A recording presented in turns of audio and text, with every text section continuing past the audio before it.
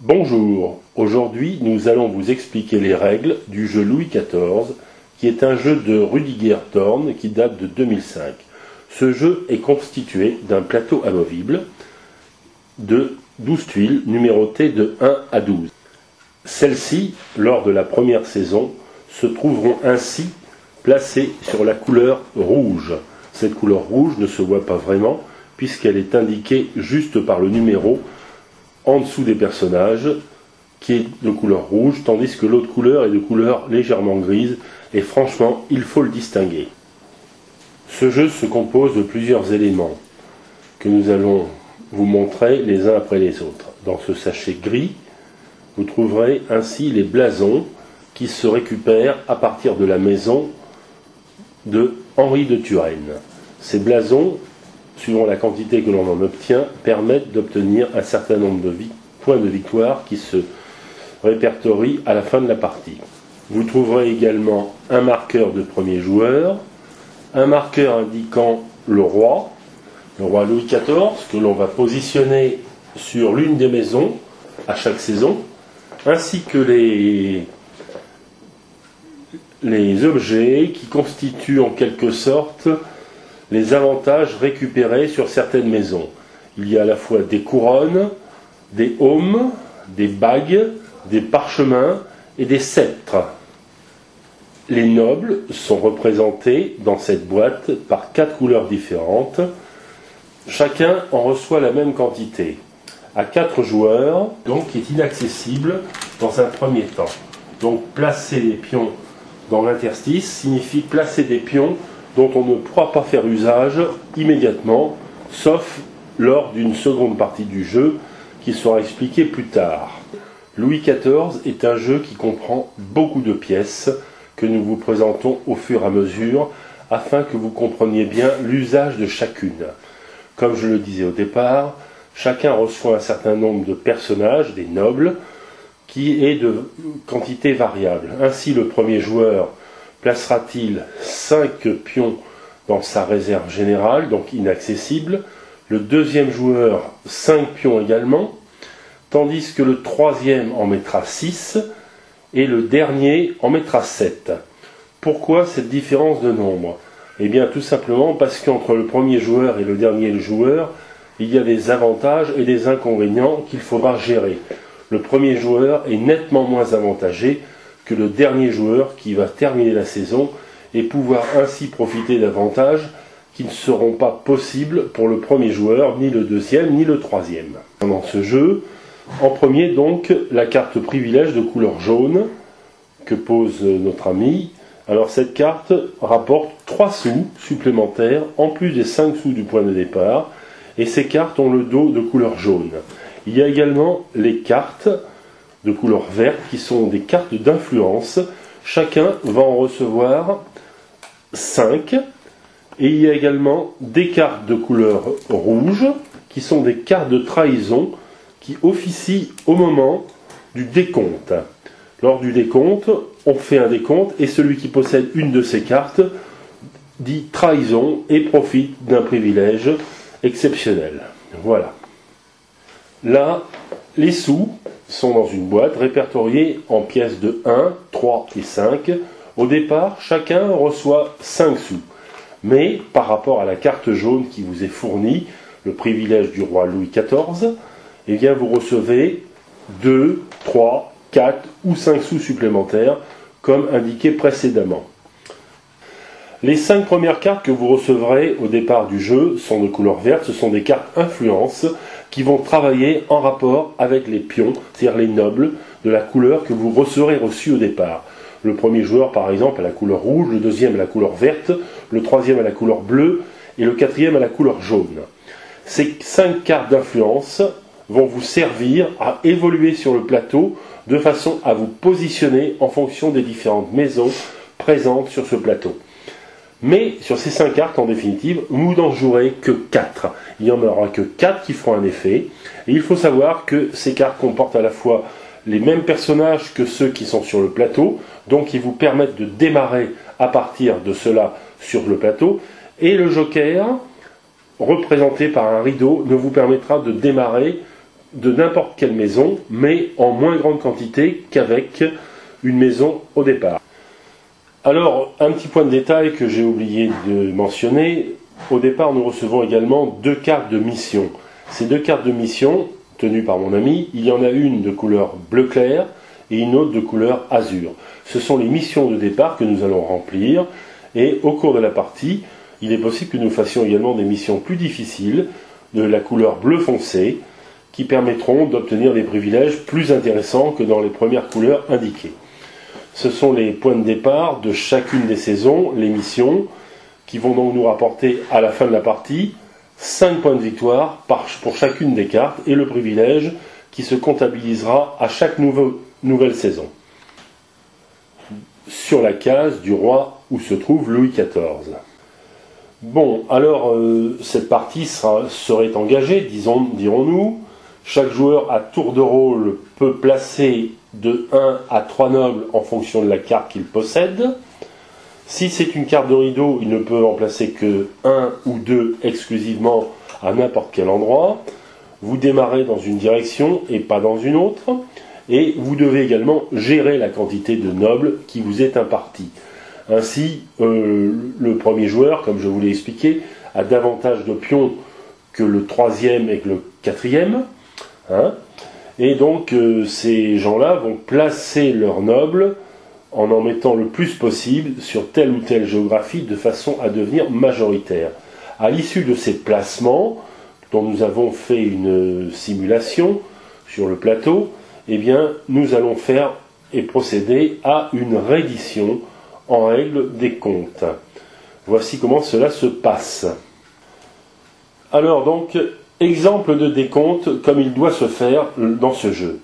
On commence par la maison 1, dans laquelle on a constaté qu'il y avait une égalité. Eh bien, chacun peut payer, comme je l'ai indiqué, un certain nombre de sous pour obtenir le privilège. Et ensuite, les pions qui se trouvaient dans cette maison-là vont retourner dans la réserve personnelle de chacun. Si quelqu'un avait eu la majorité, c'eût été différent, et c'est ce qu'on va voir à partir de la maison 2. Dans la maison 2, par exemple, le vert est majoritaire. Il est tout seul, tant mieux pour lui, il gagne un parchemin. Mais ces 2 pions vont retourner dans sa réserve générale, c'est-à-dire dans cet interstice qui est inaccessible, et qui est en fait parfois un petit peu pénalisant. La maison 3, identique, le rouge est tout seul, il reçoit son objet, c'est-à-dire une bague, mais son pion retourne dans l'interstice et n'est plus accessible. Dans la maison 4, où se trouve le roi Louis XIV, il ressort qu'une majorité est arrivée avec les verts sont au nombre de 4, ils sont majoritaires, hélas, ils vont aussi retourner dans l'interstice. Mais en revanche, le personnage qui avait cette couleur-là, va tout de même posséder une couronne en plus du home prévu initialement, et cela sans payer. Tandis que les autres joueurs pourront obtenir uniquement un home et récupérer leurs pions en les remettant dans leur réserve personnelle. Ceci fait une grosse différence qu'il faut bien synthétiser afin de bien comprendre le mécanisme éthique du jeu qui est assez complexe. Ce jeu est quand même d'une certaine complexité, il faut bien assimiler le principe de décompte, de récupération, qui n'est pas toujours évident, car si parfois obtenir un objet gratuitement permet de l'obtenir facilement en apparence, le fait de ne pas récupérer ses pions immédiatement et de devoir les remettre dans sa réserve générale peut être parfois extrêmement pénalisant. Oui, j'ai oublié de préciser que lorsque chaque décompte de maison vient de se faire, les pions sont rétrocédés soit dans la réserve personnelle, soit dans l'interstice, mais la carte sur laquelle se trouvaient les pions, comme celle-ci par exemple en maison 1, est immédiatement retournée et passe dans la phase grise. C'est-à-dire le chiffre qui est en dessous est simplement de couleur grise, ce n'est pas très visible sur le jeu, mais il faut donc savoir qu'il y a une phase rouge, une phase grise, qui vont se retourner constamment. Maintenant, nous allons passer à la maison 5, sur laquelle aucun pion n'est venu se poser. Eh bien, cette maison ne se retourne pas, car il n'y a pas eu d'action. En maison 6, chacun va appliquer les effets de la maison 6. Je reviendrai plus tard sur les effets de certaines maisons, qui sont parfois un petit peu dures à assimiler.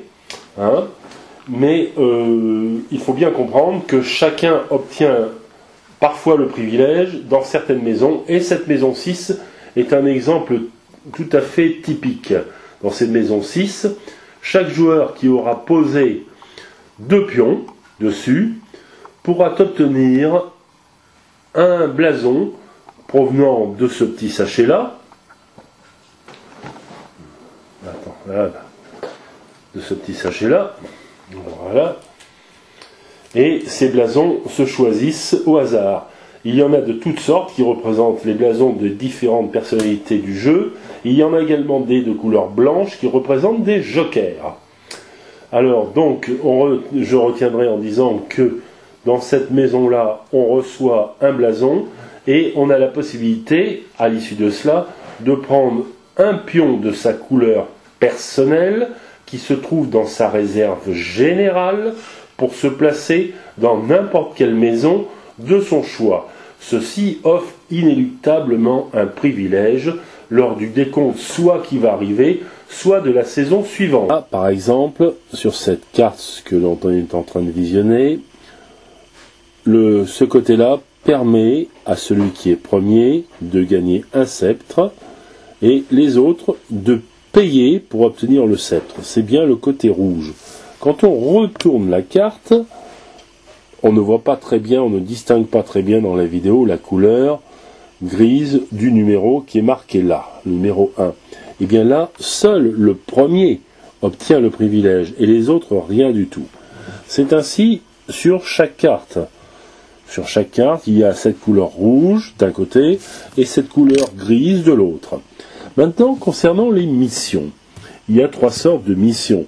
Nous ne nous sommes pas étalés sur les missions, mais remplir une mission de couleur claire, bleu clair, est assez simple. C'est-à-dire, il faut récupérer un objet, là en l'occurrence un parchemin, et ce point d'interrogation indique que l'on peut se procurer n'importe quel autre objet pour remplir la mission.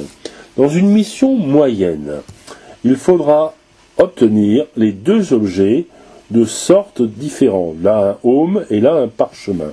Et le privilège offert sera un privilège peut-être un petit peu plus intéressant que sur la première mission de couleur claire. Dans les missions complexes, donc qui ont le dos foncé, en bleu foncé, eh bien il faut réunir 2 éléments identiques ou éventuellement un élément identique et une couronne, voire 2 couronnes. Le privilège est de taille. Par exemple, sur cette carte-là, le privilège indique que lorsqu'on joue une carte influence, au lieu de démarrer par exemple avec 3 pions, on peut ici démarrer avec 4 pions, ou bien se défausser d'une carte pour obtenir 4 pions. Alors le décompte se poursuit. Imaginons la maison 7. Dans la maison 7, seul le premier joueur obtient le privilège indiqué sur la carte. Il a posé 3 pions. Ces 3 pions vont retourner immédiatement dans son interstice, c'est-à-dire dans sa réserve générale inaccessible. Le second joueur, qui a mis 2 pions verts, récupérera purement et simplement ces 2 pions, mais n'aura que ses yeux pour pleurer, car il n'obtiendra absolument pas le privilège lié à la carte, seul un joueur obtenant ce privilège. Ça sera un leitmotiv tout au cours de la partie, parce que lorsqu'on retourne les cartes, soit dans un sens, soit dans l'autre, soit c'est un privilège qui s'obtient en payant, soit c'est un privilège qui ne s'obtient que pour le premier. Et donc il faudra bien comprendre ce paramètre-là pour assimiler les choses et faire attention de ne pas perdre inutilement trop de nobles qui manquent pendant toute la partie, un petit peu comme les sous.